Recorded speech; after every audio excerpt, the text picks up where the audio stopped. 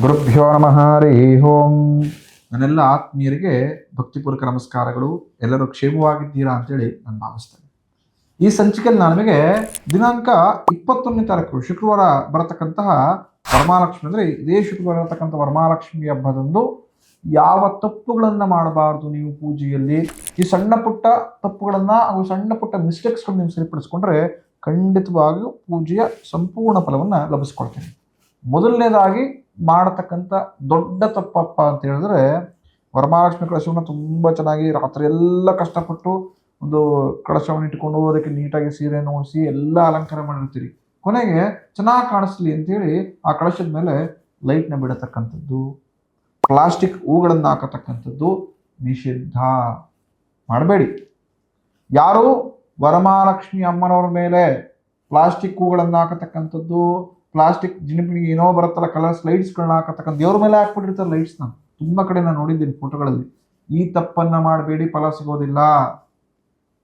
ಇನ್ನು ಯಾರು ವರಮಹಾಲಕ್ಷ್ಮಿಗೆ ಆರ್ಟಿಫಿಷಿಯಲ್ ಹೂಗಳನ್ನ, ಸುವಾಸನೆ ಬರದೇ ಇರತಕ್ಕಂಥ ಹೂಗಳನ್ನ ಡೋರಿಗೆ ಬಿಟ್ಕೊಳ್ಳಿ, ಗೇಟಿಗೆ ಬಿಡಿ, ಗೋಡೆಗಳಿಗೆ ಬಿಟ್ಕೊಳ್ಳಿ, ದೇವರ ಮಂಟಪಕ್ಕೆ ಬಿಡಕ್ಕೆ ಹೋಗಬೇಡಿ.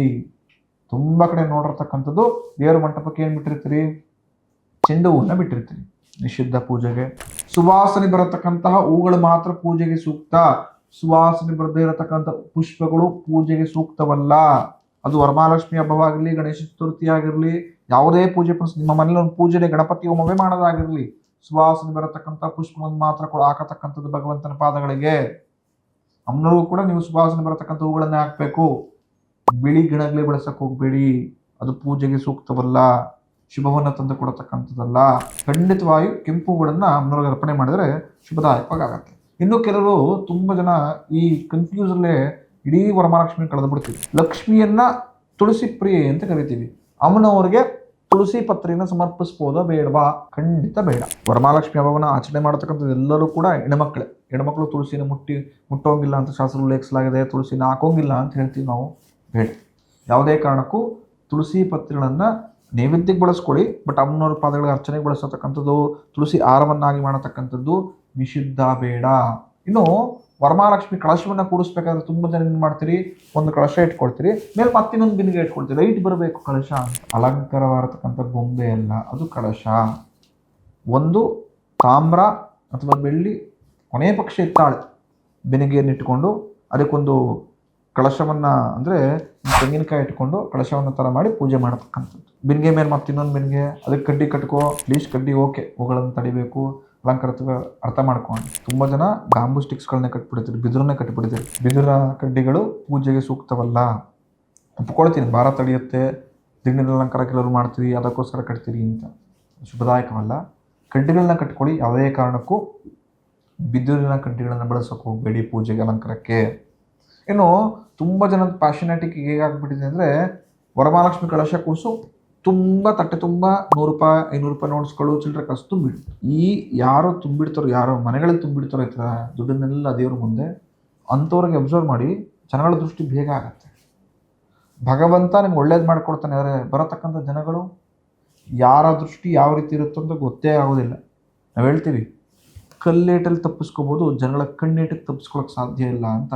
ದೃಷ್ಟಿ ಆಗತ್ತೆ ಕಣ್ರಿ, ಮನೆಗೆ ದೃಷ್ಟಿ ದೋಷಗಳಾಗತ್ತೆ.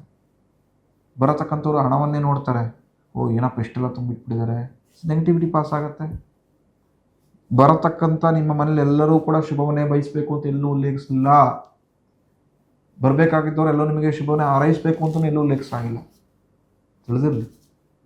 ಮುಂದೆ ನಗ್ತಾ ನಗ್ತಾ ಮಾತಾಡಿ ಮನಸ್ಸಲ್ಲಿ ಏನೇನು ಅನ್ಕೊಳ್ತಾರೆ ಯಾರಿಗೆ ಗೊತ್ತಿರುತ್ತೆ. ಅದಕ್ಕಾಗಿಯೇ ದೇವರ ಮುಂದೆ ಅಲಂಕಾರಕ್ಕೋಸ್ಕರ ದುಡ್ಡನ್ನು ಇಡಬೇಡಿ. ಚಿನ್ನ, ಬೆಳ್ಳಿ, ವಜ್ರ, ಅಂದರೆ ಧನಲಕ್ಷ್ಮಿ ಯಾವುದು ಉಪಯೋಗಿಸ್ಕೊಳ್ತಾ ಇರ್ತೀವಿ, ನೋಟುಗಳು ಯಾವುದು ಅಲಂಕಾರಿಕ ವಸ್ತುಗಳಲ್ಲ. ಫಸ್ಟು ಇದು ನಿಮ್ಮ ತಲೆಯಲ್ಲಿ ಇಟ್ಕೊಳ್ಳಿ. ಯಾವುದೇ ಕಾರಣಕ್ಕೂ ಅಲಂಕಾರಕ್ಕೆ ಇದನ್ನು ಬಳಸೋಕೆ ಹೋಗಬೇಡಿ. ಕಳಶಕ್ಕೆ ಮುಖವಾಡವನ್ನು ಹಾಕ್ಬೋದಾ? ಈಗಂದರೆ ಒಂಥರ ಅರ್ಧಂಬರ್ಧ ಶಾಸ್ತ್ರೋಕ್ತವಾಗಿ ಮಾಡ್ತಿದ್ರೆ ಹಾಕೋಂಗಿಲ್ಲ ಅಂತ ಹೇಳ್ತೀವಿ. ಆದರೆ ಈಗಿನ ಹೆಣ್ಮಕ್ಳು ಮುಖವಾಡ ಹಾಕ್ತಾ ಯಾರು ಪೂಜೆನೇ ಮಾಡಿಸಲ್ಲ. ಅಂದರೆ ಔಟ್ಫಿಟ್ ಚೆನ್ನಾಗಿ ಬರಲ್ಲ, ಕೊನೆಗೆ ಲುಕಿಂಗ್ ಚೆನ್ನಾಗಿ ಕಾಣಿಸಲ್ಲ. ಆಯಿತು, ಮುಖವಾಡ ಹಾಕ್ತೀರಿ, ಅದಕ್ಕೆ ಅಟ್ಲೀಸ್ಟ್ ಒಂದು ತಿಲಕವನ್ನಾದರೂ ಒಂದು ಕುಂಕುಮವನ್ನಾದರೂ ಇಡಿ.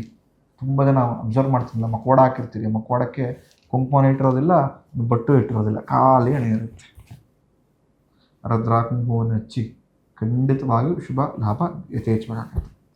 ಹಿಂದಿನ ಸಂಚಿಕೆಯಲ್ಲಿ ನಾನು ತಿಳಿಸ್ಕೊಟ್ಟಿದ್ದೆ. ದಕ್ಷಿಣ ಅಭಿಮುಖವಾಗಿ ಯಾವುದೇ ಕಾರಣಕ್ಕೂ ವಿಗ್ರಹವನ್ನು ಅಂದರೆ ಫೇಸಿಗೆ ದಕ್ಷಿಣಕ್ಕೆ ಅಭಿಮುಖವಾಗಿ ಸೌತ್ ಫೇಸಿಗೆ ಪ್ರತಿಷ್ಠಾಪನೆ ಮಾಡಬಹುದು. ಅದು ಪಿತೃಗಳ ದಿಕ್ಕು ಹೌದು. ಜೊತೆಗೆ ಆಗ್ನೇಯ ಕಾರ್ನರ್ಗಳು ಈಶಾನ್ಯಕ್ಕೆ ನಾನು ದೇವರನ್ನ ಕೂರಿಸ್ತೀನಿ, ಈಶಾನ್ಯ ದೇವ ಮೂಲೆ, ಈಶಾನ್ಯ ಫೇಸ್ ನಾನು ದೇವರು ಕೂರಿಸ್ಲಾ? ಖಂಡಿತ ಬೇಡ. ದಕ್ಷಿಣ ನನ್ನ ಫೇಸ್ ಕೂರಿಸ್ಲಾ? ಬೇಡ. ನೈಋತ್ಯ ಕೂರಿಸ್ಲಾ? ತುಂಬ ಜನ ಹೇಳ್ತಾರೆ ಅಲ್ಲಿ ಚೆನ್ನಾಗಿ ಹಣಕಾಸು ಇಡುತ್ತಂತೆ, ದೇವ್ರನ್ನೇ ನೈಋತ್ಯ ಅಭಿಮುಖವಾಗಿ ನಾನು ಕೂರಿಸ್ಬಿಡ್ತೀನಿ. ನಿಷಿದ್ಧ.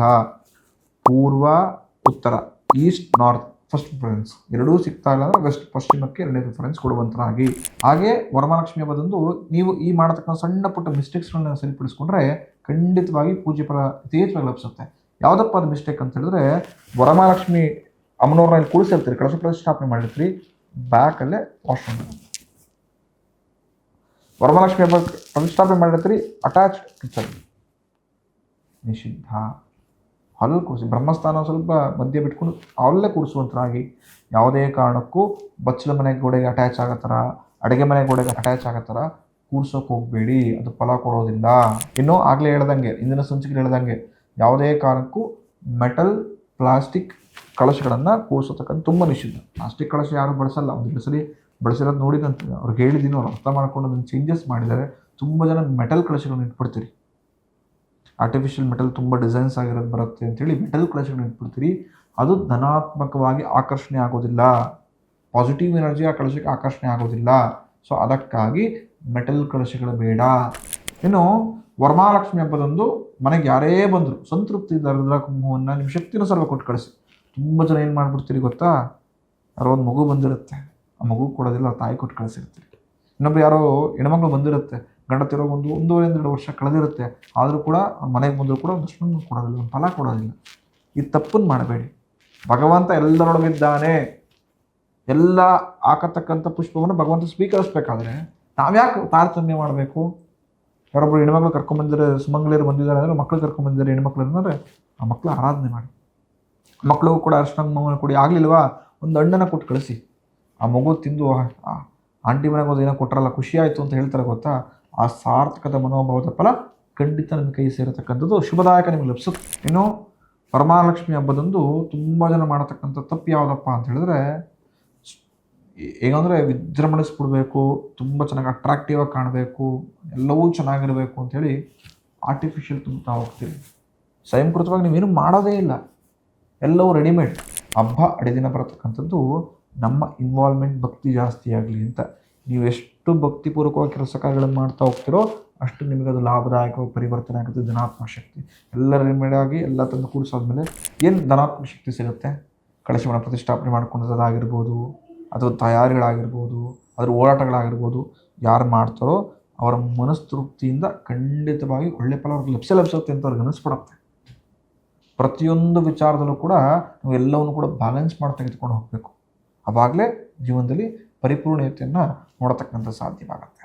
ಆದಷ್ಟು ರೆಡಿಮೇಡ್ ವಸ್ತುಗಳನ್ನು ಅವಾಯ್ಡ್ ಮಾಡಿ ಮನೆಯಲ್ಲೇ ಭಕ್ತಿಯಿಂದ ನೈವೇದ್ಯ ಮಾಡುವಂಥರಾಗಿ. 10 ನೈವೇದ್ಯ ಮಾಡಬಲ್ಲ ಒಂದೇ ನೈವೇದ್ಯ ಮಾಡಿ, ಅದನ್ನು ಸಂತೃಪ್ತಿಯಿಂದ ವರಮಹಾಲಕ್ಷ್ಮಿಯವ್ರಿಗೆ ನೈವೇದ್ಯ ಮಾಡಿ ನೀವೇ ತೆಗೆದುಕೊಳ್ಳುವಂಥರಾಗಿ. ಖಂಡಿತ ಶುಭ ಲಾಭದಾಯಕ ನಿಮ್ಮದೇ ಆಗಿರ್ತಕ್ಕಂಥದ್ದು. ಈ ವರಮಹಾಲಕ್ಷ್ಮಿಯನ್ನು ಅರ್ಥಪೂರ್ಣವಾಗಿ ಆಚರಣೆ ಮಾಡೋಣ. ತುಂಬ ಜನ ಏನಾಗ್ತದೆ, ವರಮಹಾಲಕ್ಷ್ಮಿ ಹಬ್ಬ ಬರ್ತಾ ಬರ್ತಾ ಕಾಂಪಿಟೇಷನ್ ಆಗಿ ಟರ್ನ್ ಆಗ್ತದೆ. ತುಂಬ ಜನ ನಾನು ಅಬ್ಸರ್ವ್ ಮಾಡಿದ್ದೀನಿ. ಸುಮ್ಮನೆ ನಾನು ಹಾಗೆ ಹೇಳಬೇಕಾದ್ರೆ 10 ವರ್ಷದಿಂದ ವರಮಹಾಲಕ್ಷ್ಮಿ ಎಷ್ಟು ಜನ ಮಾಡ್ತಾಯಿದ್ರು, ಈಗ ಏನಕ್ಕೆ ಮಾಡ್ತಾಯಿದ್ದಾರೆ ಅಂದರೆ ಎಷ್ಟೋ ಜನ ಹೆಣ್ಮಕ್ಳು ಪಕ್ಕದ ಮನೆಯವರು ಮಾಡ್ತಾಯಿದ್ದಾರೆ, ಅವ್ರಿಗಿಂತ ನಾವು ಕಮ್ಮಿ ಏನು, ಅವ್ನು 2,000 ರೂಪಾಯಿ ಸೀರೆ ಉಡಿಸೋರೆ ಭಗವಂತನಿಗೆ ನಾನು 10,000 ರೂಪಾಯಿ ಸೀರೆ ತಂದು ಉಡಿಸ್ತೀನಿ, ಅವ್ರ ಮನೆ ಮುಂದೆ ಎಷ್ಟು ಹೂ ಬಿಟ್ಟಿದ್ರೆ ನಾನು ಅಷ್ಟು ಹೂ ಹಾಕಿಸ್ತೀನಿ, ಎಲ್ಲ ಮಾಡ್ತಿದ್ವಿ, ಒಪ್ಕೊಳ್ತೀನಿ. ಭಕ್ತಿ ಅವನು ಅಷ್ಟು ವರ್ಷಗಳಿಂದ ಭಕ್ತಿಯಿಂದಲೇ ಮಾಡ್ತಿದ್ರೆ ನಾನು ಅಷ್ಟು ವರ್ಷಗಳ ಭಕ್ತಿಯಿಂದಲೇ ಅಷ್ಟು ಅವರ್ ಭಕ್ತಿಯಿಂದಲೇ ಮಾಡಬೇಕು. ಈ ಕಾನ್ಸೆಪ್ಟ್ ಯಾರಿಗೂ ಬರ್ತಾ ಇಲ್ಲ.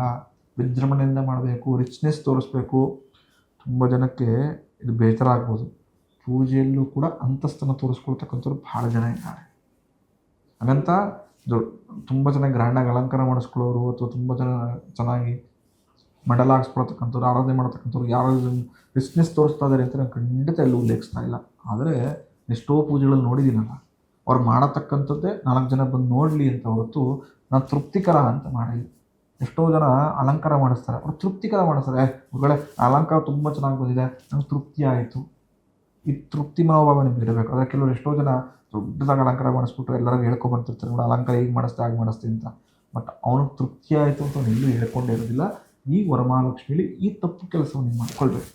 ಸಣ್ಣದಾಗಿ ಕೂರಿಸಿ ದೊಡ್ಡದಾಗಿ ಕೂರಿಸಿ ಮಾಡತಕ್ಕಂಥ ಪೂಜೆ ಪುನಸ್ಕಾರದಲ್ಲಿ, ಅಲಂಕಾರದಲ್ಲಿ, ವ್ರತದಲ್ಲಿ ತೃಪ್ತಿ ಮನೋಭಾವ ಇರಲಿ. ಯಾವ ವ್ಯಕ್ತಿಗೆ ಪೂಜೆಯಲ್ಲಿ ತೃಪ್ತಿ ಇರುತ್ತೋ ಅವಾಗಲೇ ಫಲ ಲಭಿಸೋದು. ನೀವು ಲಕ್ಷಾಂತರ ರೂಪಾಯಿ ಖರ್ಚು ಮಾಡಿ ನೂರಾರು ಜನಕ್ಕೆ ಅನ್ನದಾಸೋಹ ಮಾಡಿಸಿ, ನೂರಾರು ಜನಕ್ಕೆ ಸುಮಂಗಲ ಆರಾಧನೆ ಮಾಡಿಕೊಂಡು, ಅಭಿಷೇಕ ಮಾಡ್ಕೊಂಡು, ತೃಪ್ತಿ ಕಳಿಸಿ, ಹೋಮವನ ಎಲ್ಲ ಮಾಡಿದ್ರು ಕೂಡ ಮನಸ್ಸಿಗೆ ತೃಪ್ತಿ ಇಲ್ಲ ಅಂದರೆ ಪೂಜೆ ಇಲ್ಲ, ಫಲ ಲಭಿಸುತ್ತೆ. ಅಷ್ಟು ತೃಪ್ತಿಕರ ಜೀವನವನ್ನು ಮಾಡಿ ಖಂಡಿತ ಈ ವರಮಹಾಲಕ್ಷ್ಮಿ ಧನಾತ್ಮಕವಾಗಿ ಶುಭವನ್ನು ಅಭಿವೃದ್ಧಿಯನ್ನು ಎಲ್ಲ ವಿಚಾರದಲ್ಲಿ ಕಳಿಸ್ಕೊಡುವಂತಾಗುತ್ತೆ. ಈ ವರಮಹಾಲಕ್ಷ್ಮಿ ಹಬ್ಬ ಪ್ರತಿಯೊಬ್ಬರ ಮನೆಯಲ್ಲಿ ನಕಾರಾತ್ಮಕ ಶಕ್ತಿ ದೂರ ಮಾಡಿ ಧನಾತ್ಮಕ ಶಕ್ತಿಯನ್ನು ಕೊಡಲಿ ಅಂತ ನಾನು ಹೇಳ್ತೇನೆ. ಪ್ರತಿಯೊಬ್ಬರು ಕೂಡ ಬಹಳ ಕಾಮಾಗಿ ಕೂಲಾಗಿ ವರಮಹಾಲಕ್ಷ್ಮಿ ಹಬ್ಬವನ್ನು ಮಾಡಿ ಕಿಡಿಬಿಡಿ ಮಾಡ್ಕೊಳ್ಬೇಡಿ. ಲಗ್ನ ಸಮಯ ಇರೋದ್ರೂ ಪರವಾಗಿಲ್ಲ, ಮನಸ್ತೃಪ್ತಿಯಿಂದ ಮಾಡುವಂತರಾಗಿ. ಒಂದು ಲಗ್ನ ಸಮಯ ಇರೋದು ಮತ್ತೊಂದು ಲಗ್ನ ಸಮಯ ಖಂಡಿತವಿದೆ. ಆ ದಿನ ಶುಕ್ರವಾರ ಅಂದರೆ 21ನೇ ತಾರೀಕು 4 ಸಮಯ ಇರತಕ್ಕಂಥ ಪ್ರತಿಷ್ಠಾಪನೆಗೆ ಬೆಳಗ್ಗೆ 3 ಆದರೆ ಸಂಜೆ 1 ಸಿಗುತ್ತೆ. ಹಾಗಾಗಿ ಖಂಡಿತ ಒಂದು ಮಿಸ್ ಆದರೂ ಕೂಡ ಯಾವುದೇ ಗಾಬರಿ ಟೆನ್ಷನ್ ಮಾಡ್ಕೊಂಡು ಪೂಜೆ ಮಾಡಬೇಡಿ. ಬಹಳ ದುಃಖದಿಂದ ಪೂಜೆ ಮಾಡಬೇಡಿ. ಮನಸ್ತೃಪ್ತಿಯಿಂದ ನಿಮ್ಮ ಮನಸ್ಸಿನ ಅಭಿಲಾಷೆ ಇರಲಿ. ಮನಸ್ಸಿಗೆ ಪರವಾಗಿಲ್ಲಪ್ಪ ಈ ವರ್ಷ ತುಂಬ ಸಮಾಧಾನಕರವಾಗಿ ತೃಪ್ತಿಕರ ಪೂಜೆ ಮಾಡಿಸಿದ್ರೆ ಅನಿಸ್ಬೇಕಲ್ಲ, ಆ ಮೆಂಟಾಲಿಟಿ ಇಟ್ಕೊಂಡು ಪೂಜೆ ಮಾಡಿ ಖಂಡಿತ ಪೂಜೆಯ ಸಂಪೂರ್ಣ ಫಲ ಲಭಿಸತಕ್ಕಂಥದ್ದಾಗತ್ತೆ. ಮುಂದಿನ ಸಂಚಿಕೆ ಸಿಗೋಣ. ಭಗವಂತ ಎಲ್ಲರಿಗೂ ಕೂಡ ಇಷ್ಟ ಇಷ್ಟಗಳು ಈಡೇರಿಸ್ಕೊಳ್ಳಿ ಅಂತ ನಾನು ಆಶಿಸ್ತೇನೆ.